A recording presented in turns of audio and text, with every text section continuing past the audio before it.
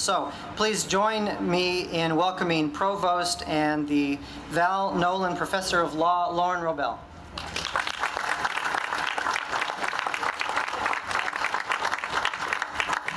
Thank you so much, Bill, and thank you to the department for allowing me to be here today.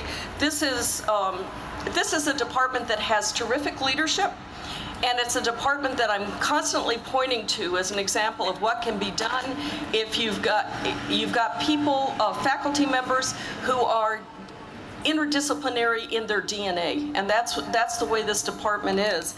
It's a thrill to help celebrate the 125th anniversary of the Department of Psychological and Brain Sciences. Delighted to be a part of this historic event and to dedicate this sculpture to commemorate the department's long history and celebrate its promising future. Now, we all know there are a lot of big brains on campus, but this one takes the cake. In fact, we're standing in the presence of the world's largest anatomically correct sculpture of a human brain. Well before she took on this project, Bloomington limestone sculptor Amy Breyer said of her art, "Stone is synonymous with memory. It is a physical record of the Earth's history." It's quite fitting then that in this sculpture, Amy has combined one repository of memory, Indiana limestone, with another, the human brain, at a moment when the department reflects on its own historical memory.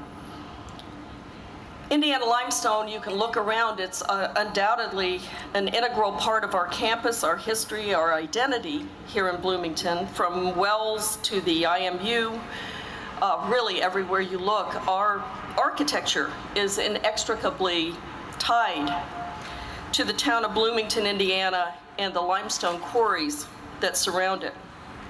We're really proud to be able to reflect that connection in this sculpture. The project picks up where Jill Bolte Taylor's brain extravaganza left off last year, when she commissioned 22 fiberglass brains and temporarily installed them across the campus and the community. Inspired by Jill's project, your indomitable leader, Bill Hetrick, decided to make the impact of those striking sculptures a permanent fixture of our campus landscape. And what better place for a giant brain than outside the Psychological and Brain Sciences department. Amy Breyer designed this sculpture, and Mike Dunham and his team at Accent Limestone helped to carve it using limestone mined from Reed Quarry right here in Bloomington. This wonderful collaborative effort will stand as a lasting tribute to the people, landscape, culture, and heritage that have quite literally shaped Indiana University, Bloomington since its very beginning. So here we have a piece of art that embodies the collective memory of this place, outside a department dedicated to the science of human thought and memory. Founded in 1888 by William Lowe Bryan as part of the Department of Philosophy, this department has been home over the years to such big brains as B.F. Skinner, J.R. Cantor, Esther Thielen, and William K. Estes.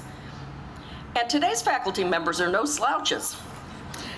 They continue the tradition begun by William Lowe Bryan, pursuing some of the most innovative and important research in the field of psychology and human cognition.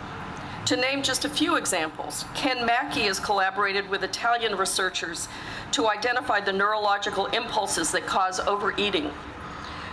Katie Van Loo and Robert Rydell recently published a study on feelings of empowerment and the effects of negative stereotypes on women.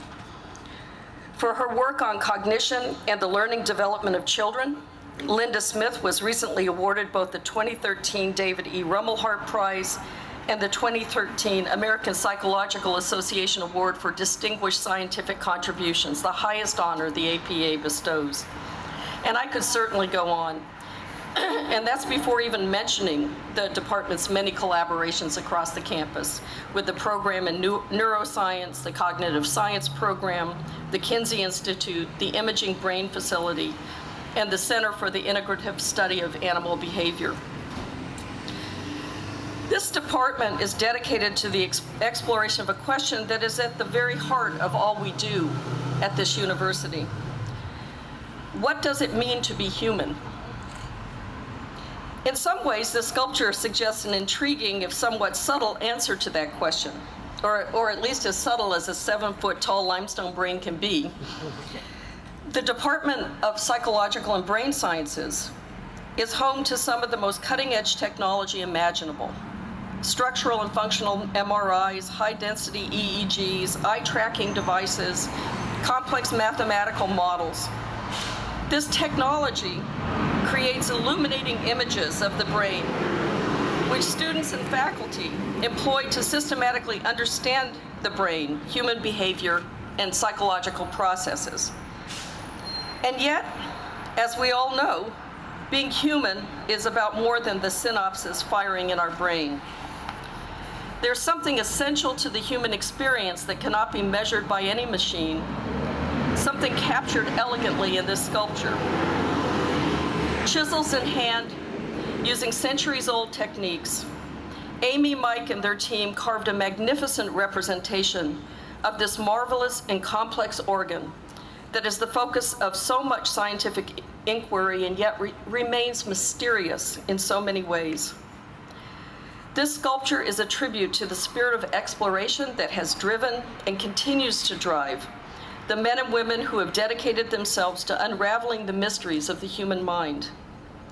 This spirit of exploration, this desire to know what is not yet known, is an essential part of what it means to be human.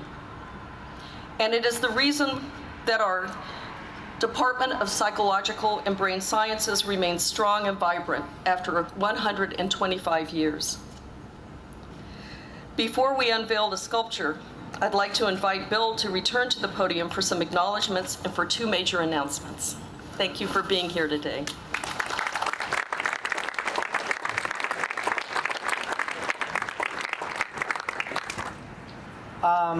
Provost Robel mentioned a couple people I would like to step forward and acknowledge. Jill Bolte Taylor, who was the initiator of the Brain Extravaganza and an inspiration to us to go in this direction. Jill, thank you.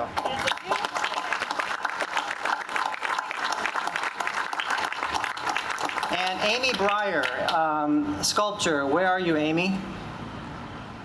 Amy, wave your hand a little bit more. Thank you, Amy. Very good.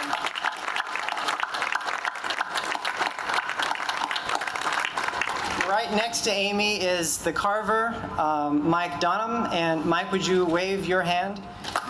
Right. And Brad and some of the other teams at Limestone, at Accent Limestone, thank you very much.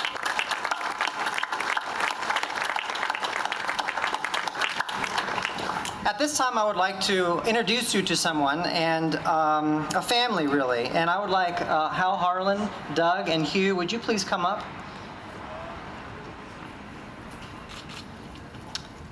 The Harlan family has a decades-long relationship with the department and has had impact on the research that the department does through the Harlan Sprague Dolly Company.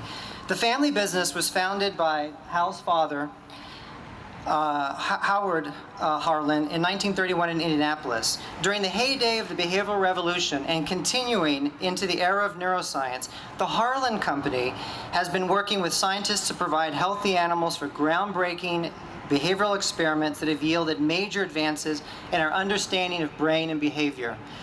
The importance of this type of work is illustrated in a story I heard just yesterday from our historian, Jim Capshew. He said that when Skinner was here on the faculty, he would leave his windows open and pigeons would fly in. And Skinner's research, as you know, started with pigeon work. And he would capture these pigeons and bring them into his lab and do the experiments that we now know about in terms of reinforcement theory and so on. The problem with this brilliant idea from a very big brain was that these animals had diseases and parasites and whatnot. And so there's a better way to go. What we know from Skinner, who chaired this department, as has already been mentioned, about the principles of reinforcement was derived from careful studies of animal behavior from rats, pigeons, and other species. And today, advances in modern neuroscience are principally built upon these types of studies. Everything from behavior to anatomy to cellular physiology, neurochemistry, and genetics. Given the scientific studies fostered by the Harlan Labs over the past 82 years since the founding of the company, it's difficult for me and our colleagues to think about a family that has had greater influence on the science, that has enabled the science, that's fostered the type of work that we're able to do.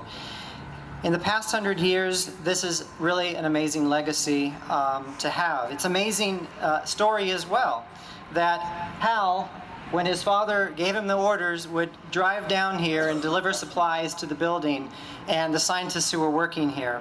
It represents a symbolic relationship between industry and academia that has had significant impact on basic scientific discovery and treatment innovations.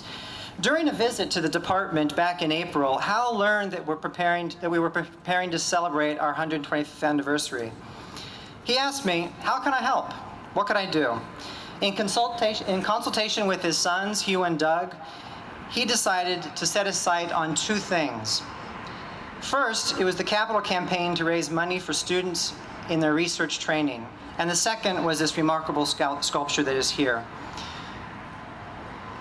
I'm very pleased to announce a major gift to the department. Hal and Hugh and Doug and the family have established, with a $500,000 endowment to the university gift, the Harlan Family Behavioral Neuroscience Research Innovation Fund that we will use to train students as Harlan Scholars.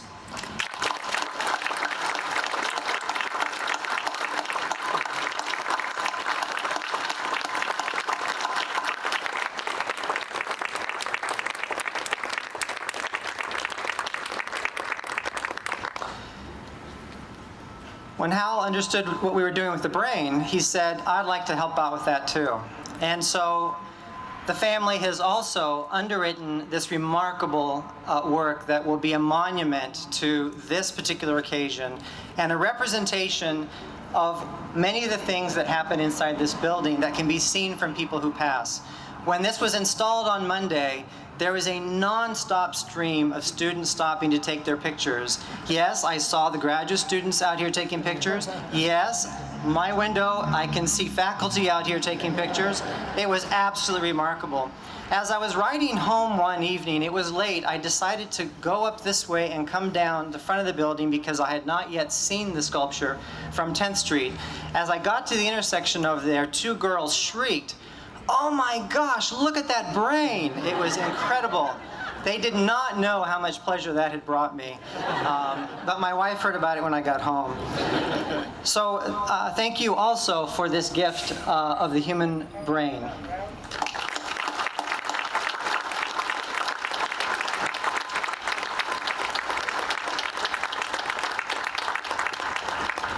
In recognition of the support for the sculpture itself, Amy Breyer, the artist, was very kind to carve this relief in what is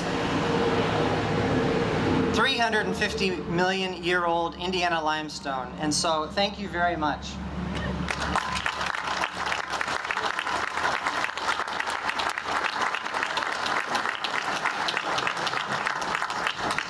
And in recognition of the establishment of the Harlan Family Foundation, the Harlan Family Foundation establishing the Harlan Family Behavioral Neuroscience Research Innovation Fund, we thank all three of you for that, and have plaques to represent that as well.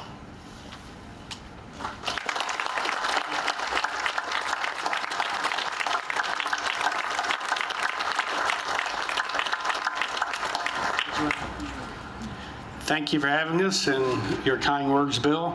The Harlan family is proud to continue to help the department and look forward to seeing good scholars coming and being very successful in your endeavors. And again, thank you very much, and we'll continue to watch everyone's progress.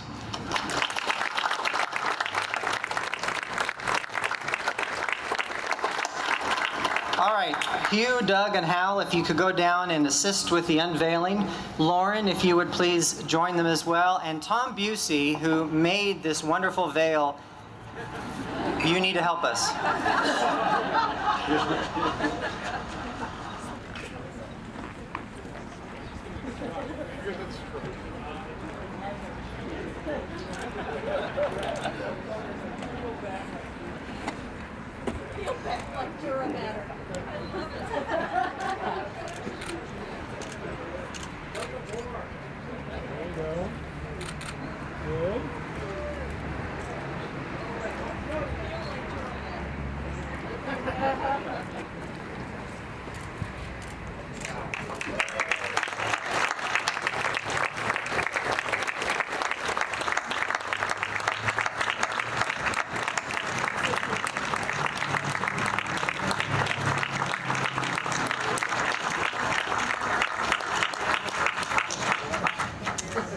The university is a bureaucracy, and we could not get a sign made that was approved by all the right people without me getting fired.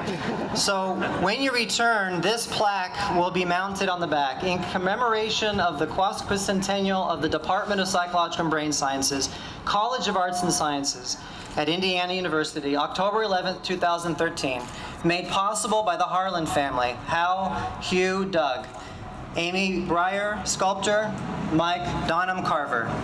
Thank you very much and congratulations.